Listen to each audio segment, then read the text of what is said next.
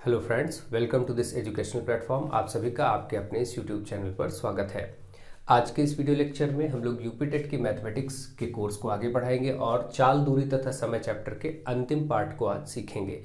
तो इसमें कुछ नए कॉन्सेप्ट भी सीखेंगे और अच्छे से इनका एप्लीकेशन देखेंगे। ठीक है, आप लोग वीडियोस को ज़्यादा से ज़्यादा शेयर करिए, ज़्यादा से ज़्यादा लोगों में पहुँचाइए। चलिए स्टार्ट करते हैं। देखिए, आपके सामने पहला क्वेश्चन लिखा हुआ है जिसमें बोला गया एक व्यक्ति 16 किलोमीटर प्रति घंटा की गति से साइकिल से किसी स्थान पर जाता है और कम गति से वापस आता है। ठीक है, मतलब कोई व्यक्ति है किसी स्थान से साइकिल से जाता है, यहाँ पर पहुँचता है, पहुँचने के बाद वहीं से वापस भी आता है। ठीक, लेकिन जब वापस आता है तो उसकी गति कम होती है। जाते समय उसकी गति बताई गई है 16 किलोमीटर प्रति घंटा, यानी 16 किलोमीटर पर आवर। तो ये आपको बता दिया गया है। और आते समय कम गति से आता है लेकिन गति नहीं बताई गई, और इनकी औसत चाल या औसत गति भी दे दी गई है 6.4 किलोमीटर पर आवर। तो वापस आते समय उसकी गति क्या थी? तो फॉर्मूला तो वही लगेगा जो मैंने लास्ट टाइम बताया। मान लीजिए जाते समय 16 था, आते समय इसकी स्पीड कुछ रही होगी, मान लेते हैं चलिए x किलोमीटर पर आवर, ऐसा मान लेते हैं। वैसे जाने में आप इसको x रख दीजिए और ये y रख दीजिए, क्योंकि फॉर्मूला आपको x और y में मैंने बताया है, तो आप इसको आते समय y मान लीजिए। ठीक, अब देखिए, आपको मैंने फॉर्मूला बताया था ऐसी स्थिति में जब दूरी निश्चित हो, निश्चित दूरी पर पहुंचना है और वहीं से वापस आना है, तो ऐसे में औसत गति या औसत चाल का जो फॉर्मूला होता है मैंने आपको बताया था कि 2xy upon x plus Y कर दीजिए बस। यानी कि दोनों गतियों को, ये x और y क्या है यहाँ पर, x जाने में गति और y आने में गति, तो बस इसी फॉर्मूले में हम मान रख देते हैं और ये आंसर आ जाएगा। देखिए, औसत गति दी थी 6.4, तो हमने इस तरफ 6.4 रख दिया भाई, औसत गति की जगह 6.4 रख दिया। फिर बराबर है, बराबर लगाया 2 into x into y. X यानी जाते समय चाल जो कि दी थी 16, लेकिन ये y आते समय वाला नहीं पता, यही हमको बताना है। 16, ये देखिए 2 इंटू एक्स इंटू वाई, गुणा है ना, तो सब गुणा लगाएंगे। यहाँ पर भी देखिए x यानी 16 पता है जाते समय, y वाला नहीं पता है, तो इसको y ही लिख देंगे बस। अब इसको सॉल्व करना बचा, और कुछ बचा ही नहीं। इसको डिवाइड में यहाँ लाएंगे तो मल्टीप्लाई में होगा, इस तरफ 6.4 के साथ 16 प्लस वाई, ये मल्टीप्लाई हो जाएगा, बराबर ये देखिए 16 दूना 32, 32y। इधर आप अगर इसको गुणा करेंगे तो 6.4 को 16 से गुणा करना पड़ेगा। तो जब आप 6.4 को 16 से गुणा कर लेंगे, ठीक है, 6 चौक 24 के 4, 2 6 6 36 2 38, और ये 64 ही रहेगा। 4 8 4 12, 6 3 9 1 10। ठीक है, और एक अंक पे दशमलव था, इसलिए एक अंक पे दशमलव लग जाएगा। तो ये आ गया 102.4 और प्लस इसका 6.4 y आ जाएगा। भाई इसका इससे भी होगा, इसका इससे भी गुणा होगा, और इधर 32y। y एक तरफ कर लेंगे, 102.4 इधर ही रहने दीजिए, y वाला उधर पहुंचा दीजिए। पहले उधर 32y है ही पहले से, ये माइनस उधर जाकर के प्लस हो जाएगा। ठीक है, अब 32 में से 6 आप हटाएंगे, 32 में से जब 6 हटाएंगे तो कितना आएगा आपका, 26 आएगा, और 0.4 और हटाना पड़ेगा तो 25.6 आ जाएगा। ठीक है, आप देखिए 32 में से आप हटाएंगे, 32 में से 6.4 हटाएंगे, 10 में से 4 गया 6, 11 में से 6 गया 5 और 2, 25.6, यानी ये आ गया 25.6y, और इधर 102.4। अब y निकालने के लिए इसको 102 इसके नीचे ला करके डिवाइड करना पड़ेगा भाई, इधर मल्टीप्लाई में, तो इसको इधर लाएंगे तो डिवाइड हो जाएगा 25.6, और ये y का मान आ जाएगा। एक एक अंक पे दशमलव है, हटा दीजिए, तो y का मान आपका आ जाएगा 256, और 1024 को आप गुणा करेंगे। अब आप देखिए, जरा देखिए 6 है इसमें और यहाँ 4 है, तो क्या ये 24, 6 चौके 24 4 बार जा सकता है? तो चेक करके देख लेते हैं, पूरा नहीं तो कट करके देख लेंगे आराम से एक एक बार। 4 छंग 24 के 4, 2 4 पंचे 20, 2 22 के 2, हासिल लगा, 2 4 दूनी 8 2 10, देखिए 1024, और ऊपर 1024 है, पूरा पूरा 4 बार में कट गया। आप अलग अलग भी काटेंगे तो आ ही जाएगा। इस तरीके से y बराबर 4 आंसर आ गया। यानी वो जब लौटा है तो 4 किलोमीटर प्रति घंटा की स्पीड से लौटा। गया था 16 किलोमीटर प्रति घंटा की स्पीड से, लौटेगा 4 किलोमीटर प्रति घंटा की स्पीड से, जो कि बी पार्ट में दिया गया, और ये आंसर हो जाएगा। ठीक है, अगर कभी ऐसे बदल के आंसर आता है कोई क्वेश्चन, तो भी आप आराम से उसको कर सकेंगे, आराम से, कोई दिक्कत की बात नहीं है। तो मुझे आशा है आप ढंग से इसको समझ रहे हैं और इसके एप्लीकेशन को ध्यान दे रहे हैं। ठीक है, ध्यान से समझते रहिए, करते रहिए, कोई दिक्कत नहीं होने वाली है। आपको ये सारी चीजें बताइए। देखिए, औसत गति जब, ये तो उस स्थिति में है जब दूरी समान है। ठीक है, कभी कभी औसत गति ऐसे भी निकालनी पड़ सकती है आपको कि अलग अलग समय में अलग अलग दूरी चली जा रही है। ठीक है, यहां पर क्या था, यहां कॉन्सेप्ट ये तब लगता था औसत गति का जब जितनी दूरी जाएगा उतनी ही दूरी वापस आएगा। ठीक है, दूरी फिक्स है तो ये औसत गति का फॉर्मूला लगता था जो मैंने बताया। अगर दूरी बदल रही है, अलग अलग दूरियां हैं, अलग अलग समय में तय की जा रही है, तो उस स्थिति में अगर आपको औसत गति या औसत चाल बताना हो तो वहां पर सूत्र आप याद रखिए औसत चाल का या औसत गति, तो कुल दूरी बटे कुल समय। उसमें क्या आप कर देंगे, कुल दूरी, टोटल दूरी अलग निकाल लेंगे और कुल समय, कुल दूरी बटा कुल समय।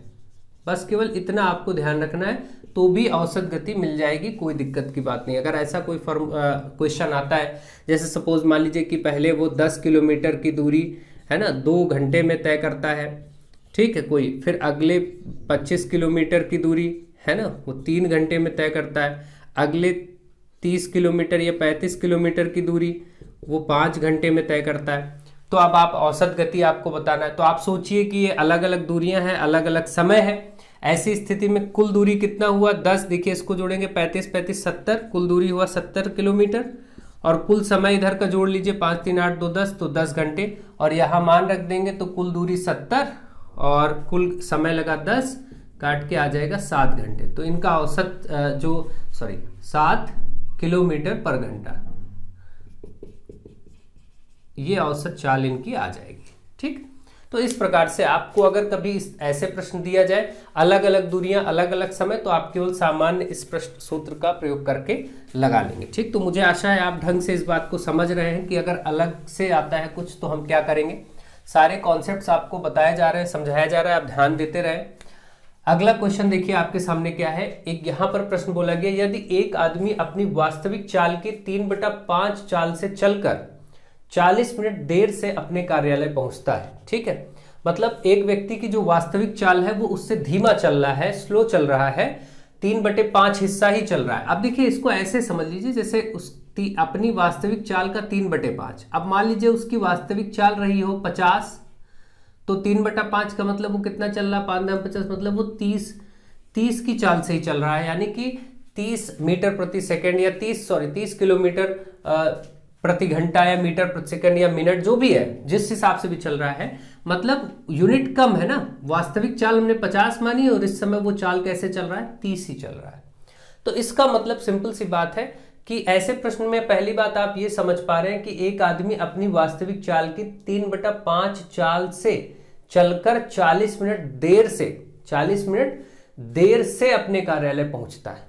ठीक, प्रश्न को ध्यान दीजिएगा, मतलब वो पहले की स्थित स्पीड से कम स्पीड में चल करके देरी से कार्यालय पहुंच रहा है, 40 मिनट की उसको देरी हो जा रही है अगर वो अपनी वास्तविक चाल से स्लो चल रहा है। तो अब ऐसी स्थिति में आगे बोला गया है कि यदि वह अपनी वास्तविक चाल से चले तो कितने समय में कार्यालय पहुंच जाएगा, यानी कि तो एग्जैक्ट टाइम क्या होगा, कितने टाइम में कार्यालय पहुंचेगा। ऐसी स्थिति में जो भी आपको दिया गया कि वो जो जिससे बोला गया 3/5, अपनी वास्तविक चाल का 3/5, तो आप इसको क्या करिए, ए मान लीजिए, इसको बी मान लीजिए। अब देखिए यहां पर पूछा गया वास्तविक चाल से चले तो कितने समय में कार्यालय पहुंचेगा, तो इसको कैसे निकाला जाएगा, वास्तविक चाल से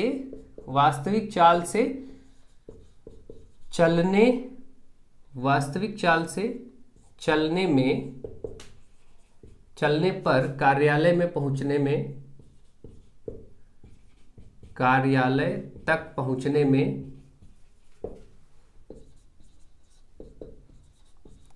तक पहुंचने में लगा समय। अगर आपको ये बताना है वास्तविक चाल से कितना समय लगेगा, तो देखिए इसमें आप अगर इस 3/5 भाग था ना, इसको ए और बी मानते तो आप क्या करेंगे, ऊपर ए वाला हिस्सा लेंगे और नीचे दोनों का अंतर ले लेंगे। दोनों का अंतर मतलब हम a माइनस बी लिखे दे रहे हैं, आप बड़ा हो तो b माइनस ए भी कर सकते हैं, जो बड़ा है उसमें से छोटा घटा के अंतर लिखेंगे और इनटू जितने समय की देरी हो रही है, टाइम, बस इतना कर देंगे, ये सवाल लग जाएगा। कैसे लगाना, इस पे दिमाग लगाने की जरूरत नहीं, बहुत ही शॉर्ट ट्रिक से आपका काम हो जाएगा। अब चलिए देखते हैं, अपने वास्तविक समय का 3/5 भाग चल रहा था, तो a को हम मानेंगे 3 और b को मानेंगे 5, तो यहां हम रखेंगे a की जगह 3 और यहां दोनों का अंतर मतलब कि 5 और 3 का अंतर कर लेंगे। यहां पर अंतर है a और b का, अंतर के चिन्ह को ऐसे बना लीजिए, ज्यादा अच्छा है ना, इससे ये पता चलेगा कि a और b का अंतर है। ठीक, अब यहाँ पर 5 में 3 को घटाएंगे, कितना आएगा, 5 माइनस 3, इसको घटा देंगे और इंटू कितना समय लेट हो रहा था, 40 मिनट, तो इंटू 40 कर देंगे। अब देखिए 3/2 गुणे 40, 2 से 40 कटेगा 20 बार में, 20 23 60, यहाँ पर आ गया 60 मिनट। इसका मतलब अगर वो अपने वास्तविक चाल से चलेगा तो कार्यालय 60 मिनट में पहुंचेगा।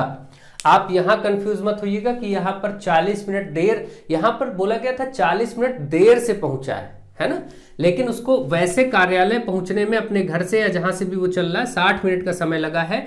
और अगर वो 3/5 भाग से चलेगा तो वो कार्यालय 1 घंटे के बजाय 1 घंटा 40 मिनट में पहुंचेगा, देर से पहुंचेगा। इस 40 मिनट का ये अर्थ है। यहां पर बच्चे कंफ्यूज होने की जरूरत नहीं है कि आप ये समझें कि ये 40 मिनट था और फिर बाद में बढ़ के समय आया, जबकि वास्तविक चाल तो बढ़ी हुई है। नहीं, ये प्रश्न का क्या बोला गया इसमें कि वास्तविक चाल से चलने पर कार्यालय तक पहुंचने में लगा समय, यहां पर कितना समय कार्यालय पहुंचने में लगा है। और यहां बोला गया था कि अगर वो अपनी चाल का 3/5 भाग से ही चलता है तो 40 मिनट देर से पहुंचता है। ठीक है, 1 घंटे उसके कार्यालय को पहुंचने में समय लगता है, लेकिन अगर वो अपनी स्पीड को बदलता है तो वो 40 मिनट लेट हो जाता है, वहां वो कहा गया था। तो इसको आप ध्यान रखेंगे, ऐसे प्रश्नों को आराम से कर लेंगे। अब मान लीजिए मैं ऐसे बोलता हूं कि एक व्यक्ति या कोई गाड़ी या कुछ भी बोल लीजिए कि अपनी वास्तविक चाल का 3/4 भाग से चल रहा है। वास्तविक चाल का 3/4 भाग से चलने में 20 मिनट की देरी से पहुंचता है, 20 मिनट की देरी से पहुंचता है गंतव्य स्थान पे जहां जाना है। तो उसकी वास्तविक चाल से चलने पर कितना समय उसको लगेगा पहुंचने में, तो आप इसको करके देख लीजिए। ये आप ए और बी में ए को ऊपर लेते हैं और फिर 4 और 3 का अंतर ले लेते हैं और इंटू 20 मिनट लेट पहुंचा है 20 कर दीजिए। अब देखिए यहाँ कितना आएगा 3 और 4 में से 3 गया 1 बचा, इंटू 20, यहाँ देखिए 60 आ गया, यहाँ भी वो 60 मिनट आ गया। ठीक, तो इस तरीके से आपको ये चीजें समझनी करनी। अगर कुछ भी 3/4, 3/5, 2/3 कुछ भी मिलता है तो हम कर सकेंगे, कोई दिक्कत नहीं। ठीक, अगर अपनी वास्तविक चाल से का 2/3 भाग से चलने पर वह व्यक्ति 33 मिनट देर से पहुंचता है तो उस वास्तविक चाल से चलने पर कितना टाइम में पहुंचेगा, तो हम क्या करेंगे, सूत्र तो यही रहेगा। ए देखिए 2 ऊपर रखेंगे और 2 और 3 का अंतर नीचे ले लेंगे और इंटू 33 मिनट देर से पहुंचता है यहाँ कर देंगे, देखिए आंसर आ जाएगा। कितने भी प्रश्न ऐसे बन सकते हैं, 3 में से 2 गया 1 इंटू 33, 33 दूना कितना आया 66, तो 66 मिनट हो गया। ठीक, ऐसे प्रश्न अब आप समझ जाएंगे कि कैसे करना है और कर लेंगे। तो मुझे आशा है आपको कुछ भी ऐसा प्रश्न दिया जाएगा तो अब आप आसानी से उसको डील कर लेंगे अगर ऐसा प्रश्न आता है तो। ठीक है, कोई दिक्कत की बात नहीं। ये वाला टाइप भी आपको समझ में आ गया होगा।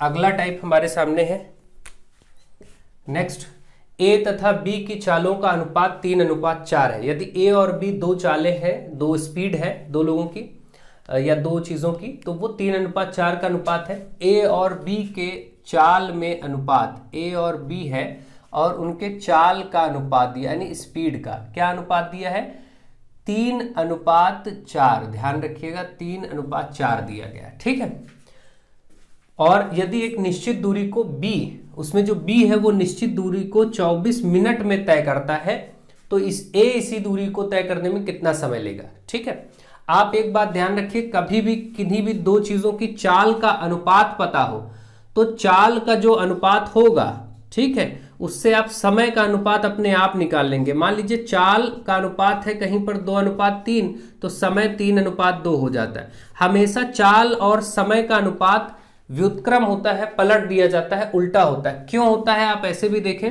क्योंकि आपको सूत्र मालूम है, चाल बराबर दूरी बटा समय, दूरी बटा समय। जहां पर आप देख रहे हैं चाल और दूरी तो आमने सामने है, लेकिन अगर हम चाल का समय के साथ संबंध देखें तो 1/समय, समय नीचे पड़ रहा है। और जब कोई चीज सीधे सामने है और 1/में है तो इसका मतलब ये रेसिप्रोकल है, इनवर्स है। ठीक भाई, आपसे कहा जाए कि 7/5 को 1/7/5 करिए तो आप तुरंत 5/7 बोलेंगे। ऐसे किसी भी भिन्न को मान लीजिए 3/4 है और उसको 1 में लेना है तो आप 4/3 करेंगे, है ना। तो यहां देखिए ये संबंध है, चाल और समय एक दूसरे के विपरीत नीचे ऊपर में लिखे गए इस क्रम में, तो इसका इनवर्स हो जाता है। अगर कहीं पर चाल का रेशियो 7:5 है, ये चाल का रेशियो, तो समय का रेशियो 5:7 हो जाएगा। ये भी कभी कभी एक नंबर में इतना ही पूछा जा सकता है आपसे कि अगर 2 चालों का अनुपात ये है तो उनके समय का अनुपात बताइए, तो आप बस केवल पलट दीजिएगा बस। ठीक है, अब आप देखिए, आपको यहाँ पर चाल का अनुपात पता था तो समय का अनुपात आप अपने आप लिख सकते हैं, ए और बी का। पलट दीजिए, ये 4 हो जाएगा और ये 3 हो जाएगा। ये हमारा समय का अनुपात मिल गया। तो अब आप क्या करते हैं, मान लेते हैं कि माना ये 4x, इसको समय लगा 4x, इसको समय लगा 3x। ऐसा तो आप करना जानते ही हैं। तो यहाँ बोला कि यदि b को 24 मिनट समय लगा हो तो b का मतलब दे दिया है, यानी b हमने 3x माना, इसका मतलब 3x बराबर 24, तो x बराबर 24/3 यानी कि 3 और 24, 8 आ गया। तो a को कितना समय लगेगा, 4 गुणे 8 कर देंगे तो 32 मिनट लगेगा। a को 32 मिनट और b को यहाँ पर 24 मिनट दिया ही था। तो इस तरीके से आराम से आपने देखा कि a को 32 मिनट लगेगा और 32 मिनट आपका ऑप्शन दिया गया है। ठीक है, इस तरीके के कोई भी प्रश्न हो, कुछ भी प्रश्न हो, जैसे बोला जाए कि दो व्यक्तियों की चालों का अनुपात 2:3 है चाल का, और a, अब ये मान लेते हैं a और b दो व्यक्ति हैं, कोई भी नाम लिखा हो राजू, मुकेश या कुछ भी ऐसा, तो वो भी ले लेंगे। यहां मान लेते हैं a और b दो चालें हैं जिनका अनुपात ये है, और अब a को वो दूरी तय करने में, a को दूरी तय करने में 20 मिनट लगता है, a को दूरी तय करने में 20 मिनट लगता है, तो b को कितना समय लगेगा। तो पहले तो ये चाल का अनुपात था, आप ध्यान दीजिए, आप इसका तुरंत समय का अनुपात लिख लेंगे, अपनी तरफ से पलट दीजिए, 3:2। समय का अनुपात चाल के अनुपात का उल्टा होता है, ये 2:3 था तो समय, चाल अगर 2:3 था तो समय 3:2 हो जाएगा, पलट जाएगा। अब क्योंकि इसने बोला है कि a को 20 मिनट लगता है, तो इसका मतलब ये वाला दिया है, इसको आप 3x कह देंगे, इसको 2x कह देंगे। इसका मतलब ये वाला जो 3x है ये बराबर 20 मिनट के आप रख देंगे, तो x बराबर कितना आ जाएगा, 20/3। तो ये वाला आपको बताना था, तो 2 गुणे 20/3 कर देंगे, यानी कि 40/3, और इसको दशमलव में हम निकाल सकते हैं, तो इतने मिनट उसको लग जाएगा। ठीक है, तो इस प्रकार से प्रश्न अगर कभी पूछे जाए तो आप आराम से उसको कर सकते हैं, कोई दिक्कत की बात नहीं। मुझे आशा है कि आप इसको समझ गए होंगे। चाल और समय में अनुपात उल्टा होता है, व्युत्क्रम का संबंध होता है, पलट जाता है, ये आपने बहुत अच्छे से समझा, इसको आप ध्यान रखिए। कहीं भी कभी भी केवल इतना ही प्रश्न आ जाए कि यदि दो चालों का अनुपात 5:11 है तो उनके समय का अनुपात बताइए, तो समय का अनुपात 11:5 हो जाएगा। ठीक, ये आपका समय का अनुपात हो जाएगा, ये चाल का अनुपात। कभी चाल का अनुपात, समय का अनुपात दिया जाए, अगर बोला जाए कि दो दूरियों को तय करने में लगे समय का अनुपात, अब समय का अनुपात मान लीजिए 3:7 है, ये समय का अनुपात दे दिया, और आपसे कहा तो उनकी चालों का अनुपात बताइए, तो उल्टा आप इसको तब भी पलट देंगे, मतलब दोनों एक दूसरे के उल्टे होते हैं। जब समय दिया जाए तो चाल बताने के लिए पलट देंगे, जब चाल दिया जाए तो समय बताने के लिए पलट देंगे, रेशियो को बस पलट देना है। ठीक है, ये चाल और समय में संबंध होता है, इसको बहुत ध्यान दीजिए, समझिए, क्योंकि ये सब चीजें बहुत ही इंपॉर्टेंट होती हैं और बहुत ज्यादा जरूरी होती हैं समझना। ठीक, तो मुझे आशा है ये प्रश्न और ये कॉन्सेप्ट आप सीख गए हैं। अब चलिए कुछ और प्रश्न और कॉन्सेप्ट सीख लेते हैं, ताकि आज के इस वीडियो लेक्चर में हम इसको कंप्लीट कर लें और ढंग से चीजों को आगे सीख सकें। ठीक है, अभी इसके पहले मैंने आप लोगों से एक वीडियो डाल करके रिक्वेस्ट किया था कि आप लोग शिक्षा के क्षेत्र में अपना सहयोग करें, तो उसमें बहुत सारे बच्चों ने बहुत उसको अच्छे से देखा भी गया, और बहुत सारे बच्चों ने उसमें कमेंट किया कि हाँ हम करेंगे, सबने बोला और करेंगे, लेकिन किसी ने किया नहीं। 1-2 लोगों को छोड़ के किसी ने अभी तक कोई सहयोग प्रदान नहीं किया है। तो खैर इसकी कोई दिक्कत की बात नहीं है, लेकिन इस चीज़ को समझना चाहिए कि अगर कोई आपको शिक्षा दे रहा है, पढ़ा रहा है, आपसे बोल रहा है कि इसी के विकास कार्य के लिए आपका सहयोग चाहिए, तो आप लोगों को कम से कम सोचना चाहिए, बहुत छोटे से छोटा अमाउंट जो भी आपका बन पड़े करना चाहिए था, जिससे कि एक आगे उसको बढ़ाया जा सके, चीज़ों को समझा जा सके। ठीक है, अगर 100, 200, 500, 1000 रुपये किसी जो जिसकी जैसी क्षमता हो, किसी पर कोई जोर जबरदस्ती नहीं थी, बट लोगों ने लिखा, तो कमेंट्स में बहुत लोगों ने लिखा कि हम ये करना चाहते हैं, ऐसा करते हैं, वैसा करते हैं, मगर किसी ने करना उचित नहीं समझा, 1-2 लोगों को छोड़ करके, केवल 1-2 लोगों ने ऐसा किया। और खैर कोई बात नहीं, तो आप सब इतने समझदार हैं, चीज़ों को समझिए, देखिए, अगर कोई आपको बेहतर शिक्षा प्रदान कर रहा है, अच्छे से आपके साथ मेहनत कर रहा है, तो आपको भी सोचना चाहिए कि उस संस्था को आगे बढ़ाया जाए या उस चैनल को आगे बढ़ाया जाए, ताकि उससे और भी लाभ लोगों को भी मिल सके और आपको भी मिल सके। ठीक है, तो चलिए, आप सब समझदार हैं, इस बात पर ध्यान दीजिएगा। खैर चलिए आगे बढ़ते हैं और प्रश्नों को सीखते हैं। अब आप लोगों के सामने 2 और प्रश्न लिए गए हैं, 2 अलग कॉन्सेप्ट पर। ठीक है, इन कॉन्सेप्ट को भी सीख लेते हैं, और इसके बाद अब चाल, दूरी, समय में इससे ज़्यादा कुछ आगे पूछे जाने की संभावना नहीं है। और अगर होता है तो भी आपको इतना कॉन्सेप्ट करा दिया गया है कि अगर आप ध्यान से उस कॉन्सेप्ट को समझे हैं, सीखे हैं, तो आप कोई भी प्रश्न बदल के आएगा फिर भी कर सकेंगे।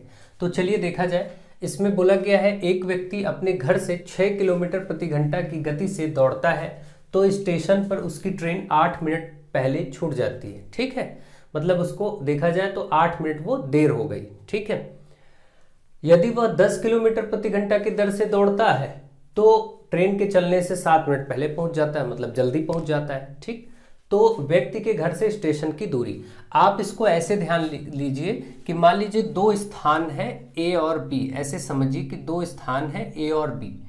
ठीक, अब यहाँ के बीच की दूरी हमें निकालनी हो, अलग अलग गति से चाल चलनी है और इसके बीच की दूरी मान लीजिए हमें निकालनी है, हम दूरी को डी मान लेते हैं। ठीक, ये दूरी निकालनी इस केस में, पहले इस रूल को आप समझ लीजिएगा, शॉर्ट ट्रिक है, तरीका आपको पता चल जाए। इन दोनों स्थानों के बीच की दूरी अगर निकालनी हो और ऐसा प्रश्न आए कि एक गति से चलने पर, एक स्पीड से चलने पर, जैसे 6 किलोमीटर प्रति घंटा से चला है तो 8 मिनट देर हो गई उसको, यानी ट्रेन छूट चुकी थी। तो इसका मतलब अगर वो ऐसा बोला जाए कि एक स्पीड से चल रहा है, जैसे मान लेते हैं कि कुछ भी x की स्पीड से चला, मान लीजिए कि x किलोमीटर प्रति घंटे की स्पीड से चला और उसको t1 समय की देरी हो गई, t1 घंटा यहाँ लिया जाएगा, क्योंकि यहाँ किलोमीटर पर आर है तो यहाँ घंटा लिया जाता है। आपको मालूम है कि जब स्पीड होती किलोमीटर प्रति आर प्रति घंटे में, यानी किलोमीटर प्रति घंटे में, तो आपको समय घंटे में लेना पड़ता है। तो यहाँ ऐसा मान के चलिए कि मान लेते हैं एक बार कोई x किलोमीटर किसी स्पीड से चल रहा है और उसको t घंटा देर हो जाता है, फिर दोबारा वो क्या करता है, अपनी स्पीड को बदल देता है, बढ़ा देता है y किलोमीटर पर आर, यानी कि y किलोमीटर प्रति घंटा स्पीड कर देता है, बढ़ा देता है, कुछ भी, जैसे यहाँ 6 था यहाँ 10 कर दिया उसने।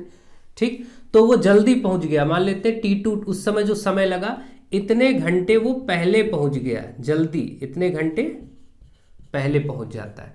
तो ऐसी स्थिति में दोनों स्थानों के बीच की दूरी, जिन स्थान, क्योंकि स्थान वो फिक्स थे, ए से बी वो तो फिक्स है, ये दूरी यही है, बस इसी को अलग अलग दो चालों से चलने पर, अलग अलग चाल से चला गया, पहली चाल से चला तो वो उसको देर हो गई, फिर चाल उसने बढ़ा दी तो वो जल्दी पहुंच गया।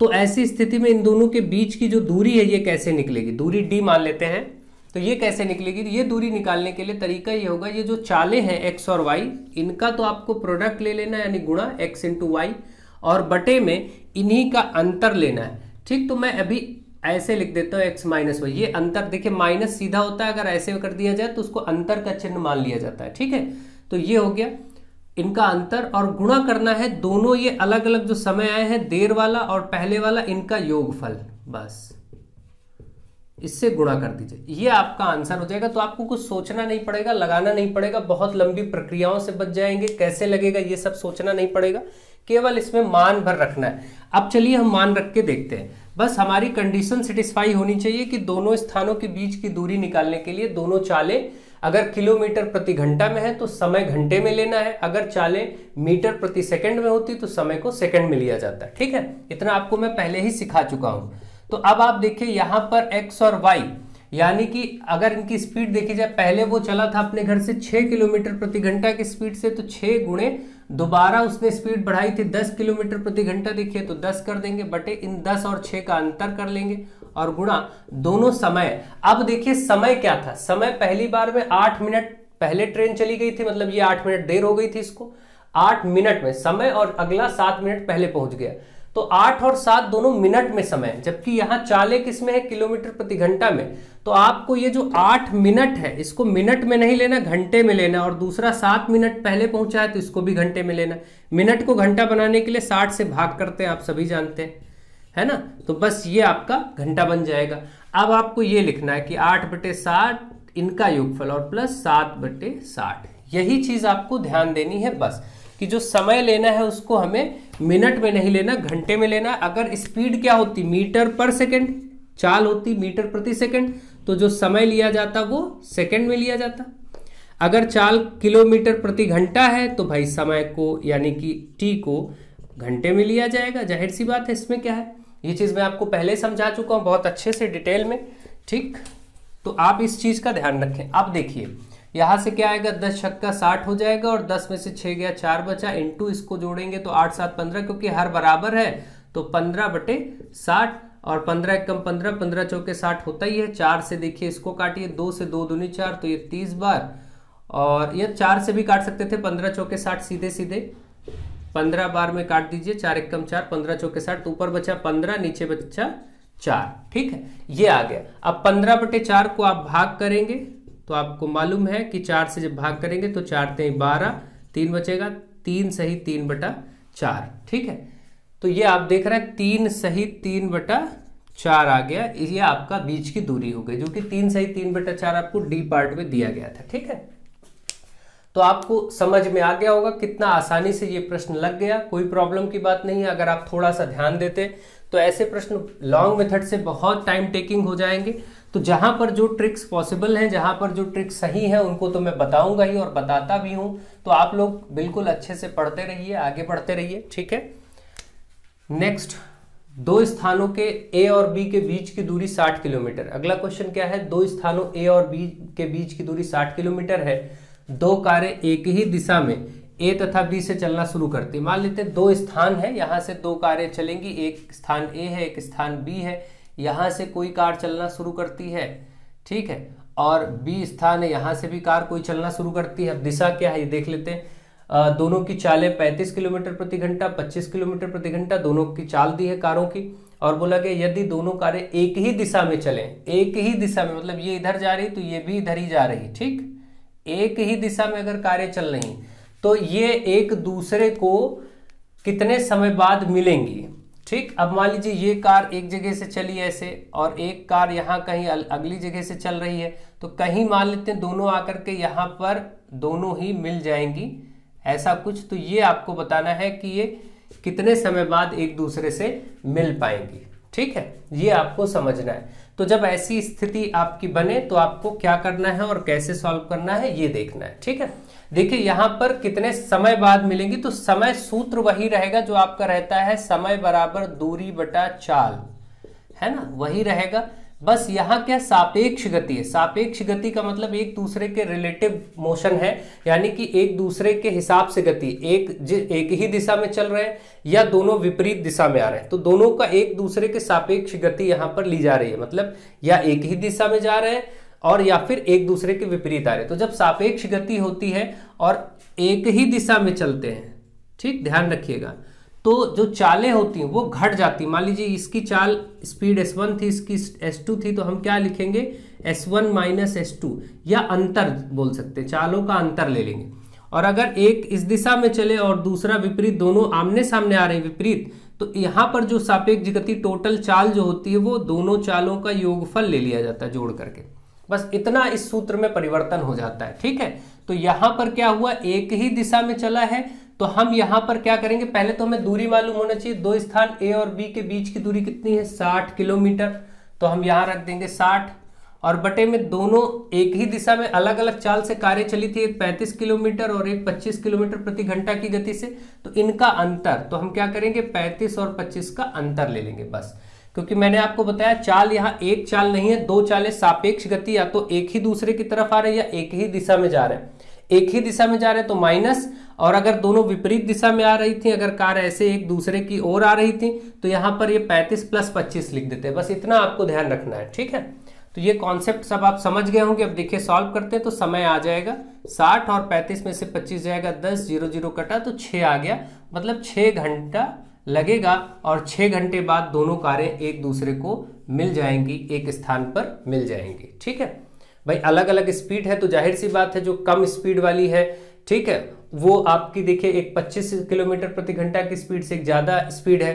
ज्यादा स्पीड वाली कम स्पीड वाली अगर आगे निकल चुकी तो उसको कवर करने में कुछ घंटे लगेंगे, कुछ समय लगेगा, तो वो 6 घंटे बाद एक दूसरे को मिल जाएंगे, और 6 घंटा डी पार्ट में आपको दिया गया है। ठीक है, इस प्रकार से आपको प्रश्न समझना है। अगर यहीं पर होता कि दोनों एक ही दूसरे की ओर आ रही हैं तो कितना समय बाद वो मिलेंगी, तो जल्दी मिल जाएंगी, क्योंकि ये वाली कार भी उधर ही आ रही है और दूसरी कार भी उसकी तरफ आ रही है, दोनों चल के अपनी अपनी गति से, तो जल्दी मिल जाएंगी, कम समय लगेगा। ठीक है, तो यहाँ पर ये स्थितियां आपको ध्यान देनी है। ठीक है, कोई प्रॉब्लम की बात नहीं है। मुझे आशा है कि आप बहुत ढंग से चीजों को समझ रहे होंगे और अच्छे से चीजों को सीख रहे होंगे। अब मान लीजिए यही प्रश्न मुझे करना हो, इसी में मैं थोड़ा बदलाव कर दूं कि इनकी स्पीड को चेंज कर देता हूं। मान लेते हैं एक कार जो है चलिए स्पीड 35-25, चलिए स्पीड यही लगते हैं कि 35 और 25 है। 35 किलोमीटर प्रति घंटा से एक कार चलती है और दूसरी कार भी दूसरे स्थान से 25 किलोमीटर प्रति घंटा की स्पीड से चलती है। लेकिन दोनों स्थानों के बीच जो ये स्थान थे ए और बी, इनके स्थानों के बीच की जो दूरी थी वो मान लेते हैं 120 किलोमीटर थी, है ना। इस दूरी को तय करने में, और ये दोनों कारें, जो कार चल रही थी, एक कार यहाँ से चली, वो दोनों कारें विपरीत दिशा में आ रही थी, एक दूसरे के विपरीत दिशा में आ रही, तो बीच में कहीं मिलेंगी। ठीक है, जब कारें विपरीत दिशा में आ रही हैं, ये इधर आ रही है और ये इधर आ रही, तो बीच में कहीं मिलेंगे। ये मिलने वाले स्थान में कितना समय लगेगा, दोनों को मिलने में कितना समय लगेगा, तो ये समय सूत्र तो वही रहेगा। समय यहाँ पर भी सापेक्ष गति, समय बराबर दूरी बटे चाल, है ना, सूत्र वही रहेगा। बस दूरी 120 से 120 रख देंगे, चाल अब दोनों की जुड़ जाएगी, क्योंकि ये दोनों एक दूसरे की ओर आ रहे हैं तो दोनों की चाल मिल जाएगी ना भाई। ये भी आ रहा है वो भी आ रहा है तो जल्दी मिल जाएंगे। तो दोनों की चालों को आप 35 + 25 को जोड़ लेंगे। ये देखिए 120 बटे 35 और 25 कितना हुआ, 60, काट करके 6 दूनी 12, तो 2 ही घंटे लगेंगे, 2 घंटे में दोनों मिल जाएंगे। ठीक है, तो इस प्रकार से आप अच्छे से प्रश्नों को समझिए, सीखिए, कोई दिक्कत नहीं, कोई भी प्रश्न आएगा आप कर सकेंगे। तो मुझे आशा है आप बहुत ढंग से चीज़ों को समझ रहे होंगे, सीख रहे होंगे कि इनका कॉन्सेप्ट क्या है। सापेक्ष गति पर भी अगर प्रश्न आपसे आता है तो आप कर पाएंगे। ठीक है, अब अगर यहाँ समय पूछा गया था, कोई दूरी पूछा जाता, समय दे दिया जाता, तब भी चाल में आप बस ध्यान रखें, अगर एक ही दिशा में जा रहे हैं तो माइनस करेंगे अंतर, अगर विपरीत दिशा में आ रहे हैं, एक दूसरे की ओर आ रहे हैं, तो फिर वहां जोड़ देंगे, जैसा कि यहाँ किया गया। तो आपको बहुत ढंग से अच्छे से समय, चाल और दूरी को पढ़ा दिया गया है। इस चैप्टर को यहाँ पर मैं कंप्लीट करता हूँ। इसके बाद अब अगला चैप्टर स्टार्ट होगा।